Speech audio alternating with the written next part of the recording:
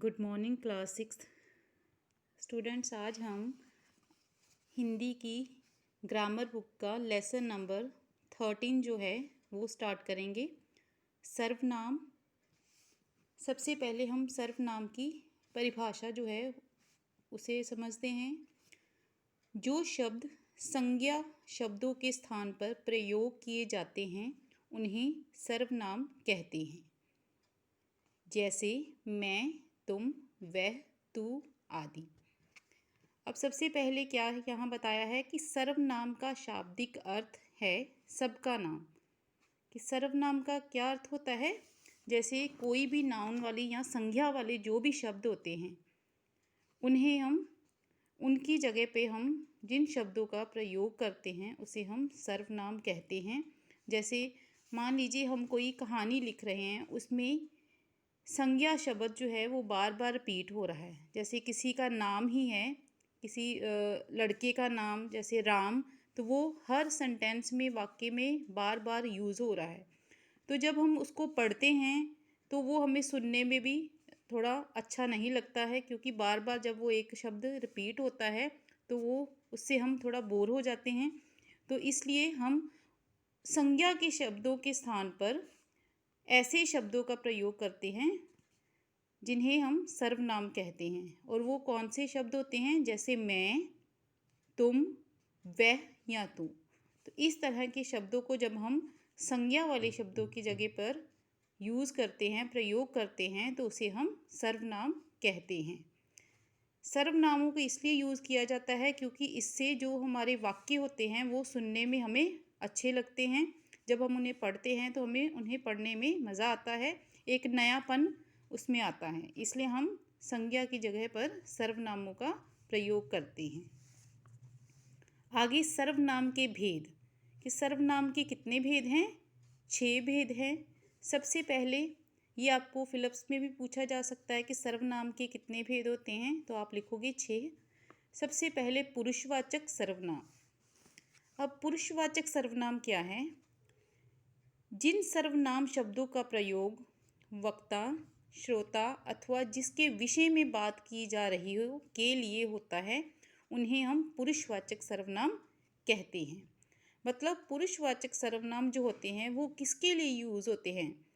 कि जो वक्ता है, वक्ता मतलब जो बोलने वाला होता है, श्रोता मतलब जो सुनने वाला है, कि जो हमारी बात को सुन रहा है, अथवा जिस विषय में जिसके बारे में बात की जाती है।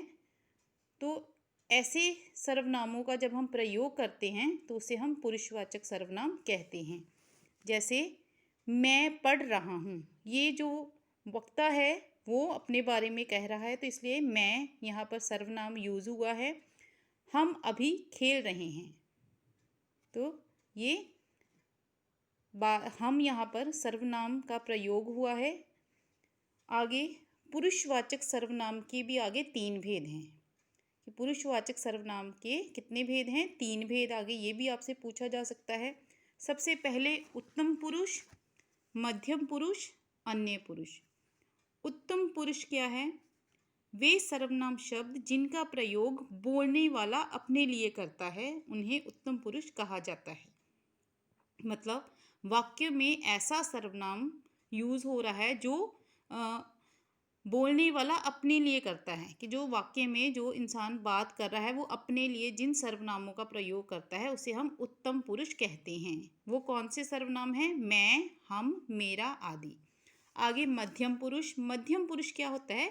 कि ऐसे सर्वनाम जिनका प्रयोग सुनने वाले, मतलब सुनने वाला कौन है? श्रोता, जो दूसरा इंसान हमें सुन रहा है उसके लिए हम जो सर्वनाम यूज़ करते हैं उन्हें हम मध्यम पुरुष कहते हैं।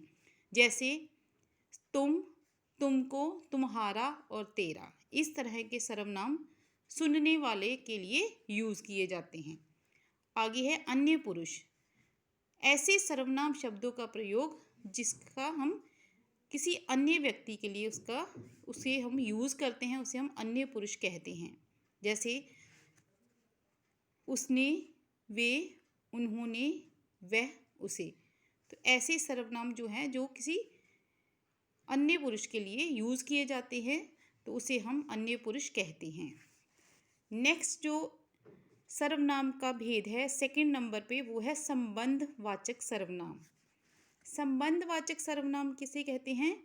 जिन सर्वनाम शब्दों का वाक्य में किसी दूसरे सर्वनाम के साथ संबंध प्रकट हो, उन्हें हम संबंधवाचक सर्वनाम कहते हैं। कि ऐसे सर्वनाम जब किसी वाक्य में एक सर्वनाम का रिलेशन जो है वो उसी वाक्य में दूसरे किसी सर्वनाम के साथ उसका संबंध प्रकट होता है, तो उसे हम संबंधवाचक सर्वनाम कहते हैं। जैसे जो पढ़ेगा सो उत्तीर्ण होगा, मतलब जो इंसान पढ़ेगा सो पास होगा। तो जो और सो जो है वो आपस में, ये जो सर्वनाम है वो एक दूसरे के साथ संबंध बता रहे हैं, तो इसलिए ये संबंधवाचक सर्वनाम है। नेक्स्ट है निजवाचक सर्वनाम। निज का मतलब होता है अपने लिए, खुद के लिए।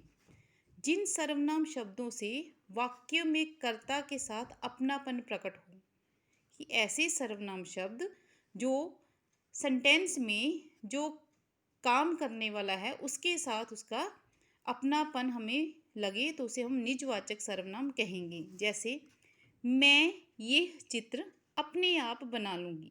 अब ये मैं जो है वो भी सर्वनाम लगा है, लेकिन उसे हम जैसे अपने आप ये सर्वनाम लगे हैं तो उसका उसके साथ अपनापन शो हो रहा है जो इसमें करता है, इसलिए इसे हम निजवाचक सर्वनाम कहेंगे। नेक्स्ट है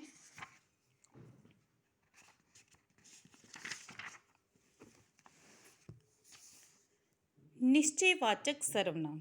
अब निश्चयवाचक सर्वनाम क्या है?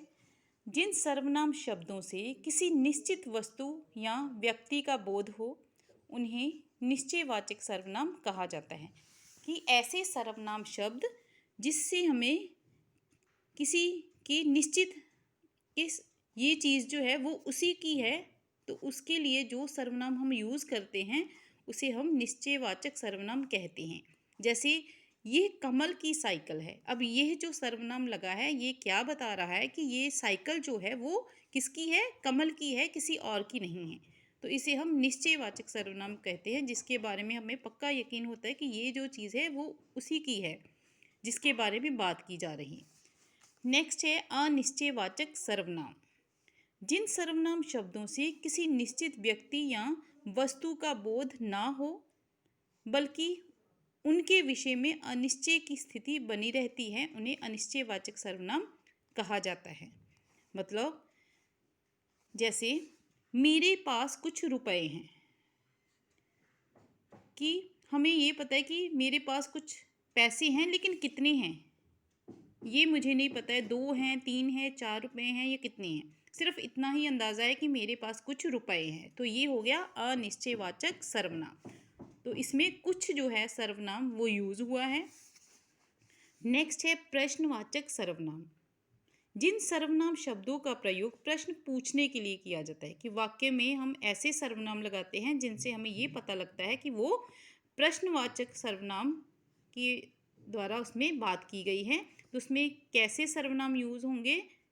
जैसे क्या या कौन, तो उसे हम प्रश्नवाचक सर्वनाम कहेंगे, और उसमें वाक्य के एंड में क्वेश्चन मार्क की तरह इस तरह का चिन्ह लगा होगा। क्या कह रही हो, मतलब ये प्रश्नवाचक सर्वनाम है, तो इसमें क्या जो है वो प्रश्नवाचक सर्वनाम लगा हुआ है। तो बेटा आज हमने लेसन नंबर 13 यहाँ से किया है।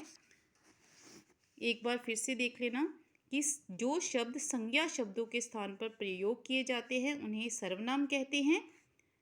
सर्वनाम के कितने भेद हैं? 6 भेद हैं। आगे पुरुषवाचक सर्वनाम के भी 3 भेद होते हैं।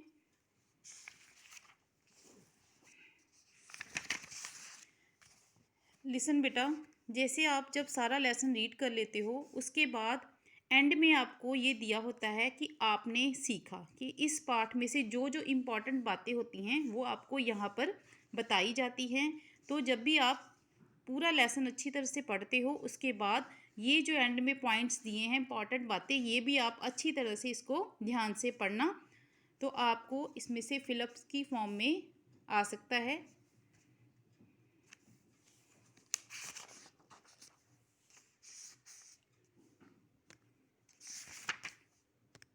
Thank you.